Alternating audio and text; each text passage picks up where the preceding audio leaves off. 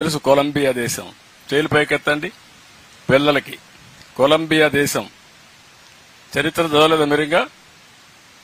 అదే మరిగా Pablo Escobar అని ఒక నాయకుడు ఉండేవాడు, చదివారా?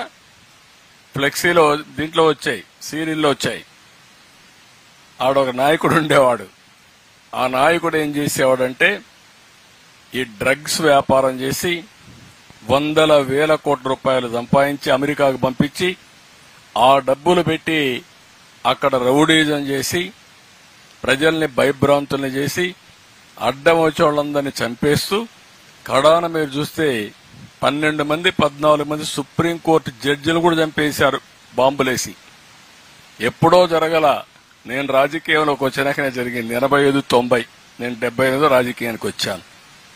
అలాంటి వాళ్ళుండి మొత్తం అక్కడంతా ఇది చేస్తే కడాన ఆయన చనిపేసే పరిస్థితికి వచ్చారు. అది వేరే విషయం. కానీ ఇక్కడ నేను రాజకీయాల్లో ఉన్నప్పుడు నేను చూశాను ఆ ఎస్కోబార్ ఏ విధంగా ఉంటాడో మొన్నటి వరకు పరిపాలించిన పాలకుడు కూడా అదే మరుగా చేశాడు. అవునా కాదా అని మిమ్మల్ని అడుగుతున్నా. ఏమమ్మా, అవునా కాదా? మీరందరూ మొన్నటి వరకు భయపడ్డారా లేదా? మాట్లాడేవాళ్ళ స్వేచ్ఛగా? మీ టీచర్లు స్వేచ్ఛగా ఉన్నారా మీ స్కూల్లో? మొన్నటి వరకు లేరు కదా, భయంగా ఉండేవాడు. అవునా కాదా? కారణం ఏంటి? ఎందుకు భయపడ్డారు? ఎందుకు భయపడ్డారు చెప్పండి. రౌడీ పాలనకు భయపడిపోయారు. ఏదైనా ఉంటే నేను పవన్ కళ్యాణ్ గారు చూసుకుంటా ఉన్నాం. అందుకే ఆయన రానియకుండా ఆయన వచ్చి నన్ను అరెస్ట్ చేస్తే ఆయన రావడానికి వస్తే ఆయన రానియకుండా ఉంటే రోడ్డు మీద పడుకొని నిరసన తెలియజేసే పరిస్థితికి వచ్చారు. అవునా కాదా ఆలోచించండి. ఇప్పుడు జరుగుతున్నాయవన్నీ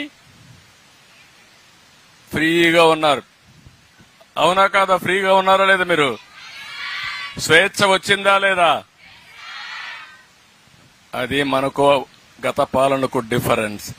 అలాంటి వ్యక్తులు మళ్ళా వస్తే ఏమవుతుందమ్మా? మీ భవిష్యత్తు సర్వనాశనం అయిపోతుంది.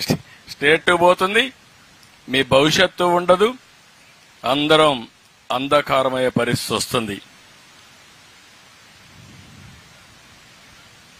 మన స్వార్థం. మొట్టమొదటిసారిగా వారు చెప్పింది నేను చూశాను. ఎక్కడికి పోయినా నేను మాట్లాడుతూ ఉంటే ఎవ్వరు నవ్వేవాళ్ళు కాదు, ఎవ్వరూ రెస్పాండ్ అయ్యేవాళ్ళు కాదు. మాకే ఆశ్చర్యం వేసేది, ఏం చెప్పాలో మాకు అర్థం కాకుండా.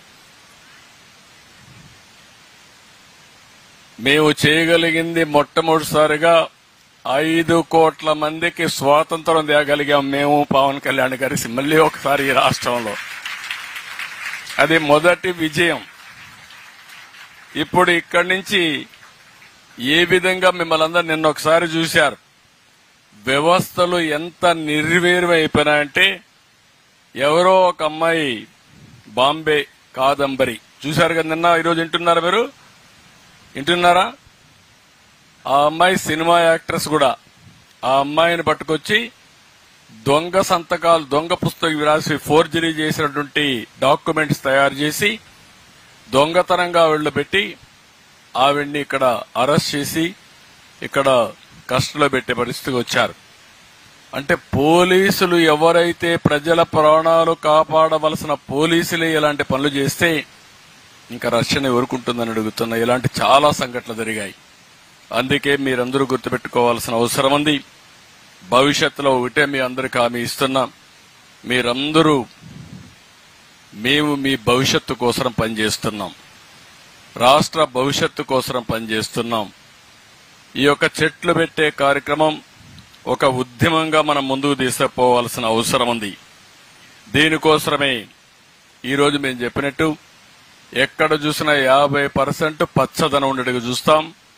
నదుల అనుసంధానం చేసి ఎక్కడికక్కడ కరువు అనే మాట లేకుండా పూర్తిగా ప్రతి ఎకరాకు నీళ్లిచ్చే బాధ్యత, పోలవరాన్ని పూర్తి చేసే బాధ్యత తీసుకుంటాం. ఈ సంవత్సరం మీరు చూస్తే మంచి వర్షాలు పడ్డాయి. ఎక్కడ చూసినా రిజర్వాయర్స్ అన్ని కళకళలాడుతున్నాయి. ఇది శుభ సూచకం. మీ భవిష్యత్తుకు మార్పుకి మొదలు మెట్టు అని చెప్పి కూడా నేను మీ అందరికీ తెలియజేస్తున్నా. అక్కడి నుంచి ప్రారంభిస్తున్నాం. ఇంకొక పక్కన ఒకప్పుడు కరెంట్ అనేది ఎక్కడో ఉత్పత్తి చేసి వస్తే ఇప్పుడు మీ స్కూల్లోనే కరెంట్ ఉత్పత్తి చేసుకోవచ్చు. మీ ఇంట్లో